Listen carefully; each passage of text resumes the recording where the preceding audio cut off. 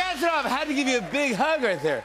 I really had to get in there. I smiled at you, and then when you hugged me, I went like this to the camera. Oh, you did? Yeah. Oh, that's funny. That's a good bit. I love it when you come to see us. What's on your mind? Let's talk about what's happening in here. Yeah. Are you thinking about putting your glasses on? There he is. And then you did it. Just like that. Jack. Sometimes it's nice to... Did you not recognize me, maybe? Yeah, when I got out, I was like, I recognize Some people. I recognize the roots immediately. You were here last week. Yes. And I always love when you come by. You had my wife on the show. Margaret Qualley was on the show. Yeah. He's doing that in a supportive way. He knows you're married. No, he's supporting your wife, yeah. Getting mad at the audience. That's like, you know who that person was? No. I'll tell you. That's the kind of person that like sees Margaret in a movie and she's brilliant in the movie, and then they tweet at me, "Can you fight?" No, look, here's the thing. That's who that person was. You came... And I want to answer this on TV. Yeah. No, you're a peaceful man. No. Okay. Look, here's what you've been accused. Come. You've been accused. Find me on the street. You know, everyone. Every time I log on to Twitter, they want to know if I fight, and then I go to the street, and everyone's like, "I love the music." Jack, you're here. Find me on the street. Change the subject now. Because that's what my wife wants. My wife wants someone on Twitter. You've been accused of being a liar. Yeah. Not about this. No, I have something. I have a text message from Adam Sandler. This is the second. It's second appearance on the show. That's correct. I showed this when Margaret's on the show, and this is from Adam Sandler to you. It says, "Jacko, it's Sandler. Does your wife golf at all?" And you immediately write back, "Yeah, she's actually good." Margaret says she's never played golf before. She can fight. What? She can fight. No, she can fight. No, stop talking about fighting. We're talking about golf. Yeah. And why would you lie to America's... I get the text. Yeah. From Sandman. And he's the obviously, as you know, the greatest. He's the best. He taught an entire generation of people how to be funny in a very specific way. Yes. He really did. He's the best. He's the best. I also think he's a brilliant songwriter. Grow Old With You is one of the most brilliant love songs. The song he wrote for Chris Farley is as good as a song can get. And then in his new special, there's a song at the end where he writes about many comedians. And I think he writes so straight from the heart. I love his songwriting.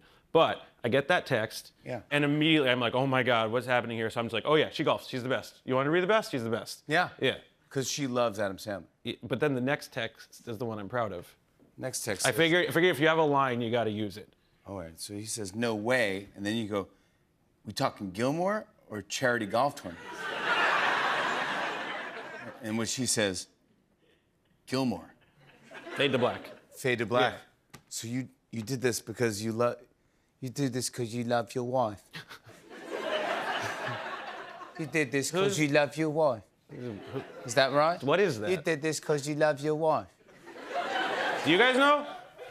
No, but it's familiar. It might be like a kind of a young Michael Caine. Oh. You did this because you love your wife. Have you ever heard Steve Coogan talk about Michael Caine, that when he gets older, this is older. Michael.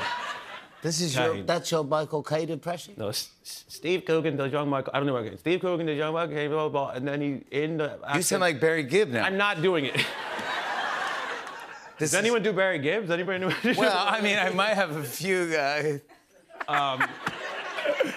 It was a big deal. The Sandman is as good as it gets. He's the best dude ever. And she crushed it in the movie, and she actually tried to learn how to golf. Can I tell you my least favorite type of people in the world? Yeah. And I love Punch Drunk Love, and I love Uncut Gems, but if that's when you got on board with Sandman, get the out.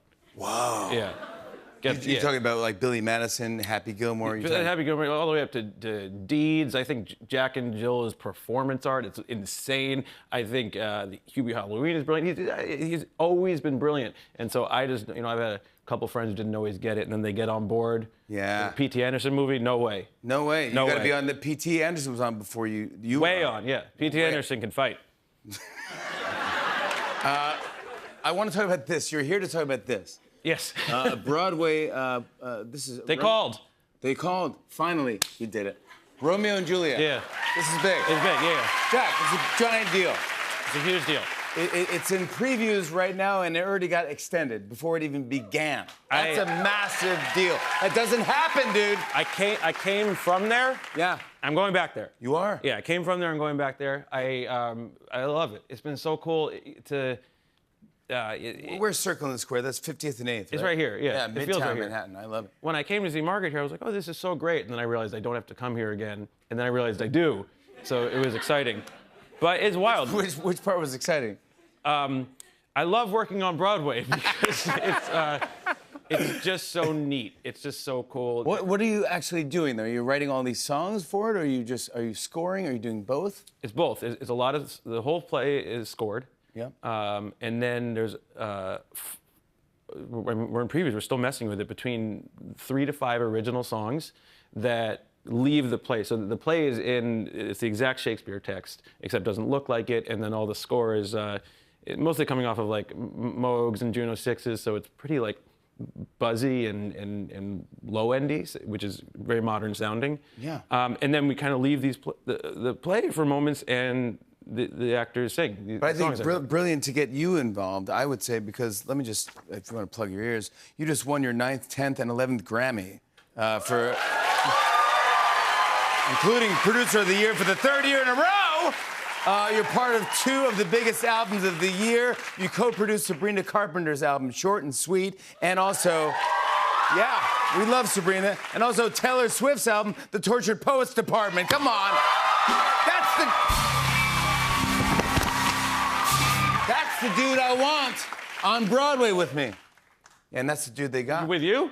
No, Let's go. With anyone. And they got you on board, and you go, yeah, I'll do it. Well, I've been asked a few things, and I always, it's so frightening to me, and I want it to be the perfect thing. And then Sam Gold, who I just think the absolute world of, he did Fun Home, which is one of the greatest. He just texted me and was like, I have this idea, it's like, imagine like a bunch of teenagers playing all the parts, in a McMansion basement in New Jersey, Romeo and Juliet. And I really got that, and I thought about how that could be kind of sweaty, but also really sad.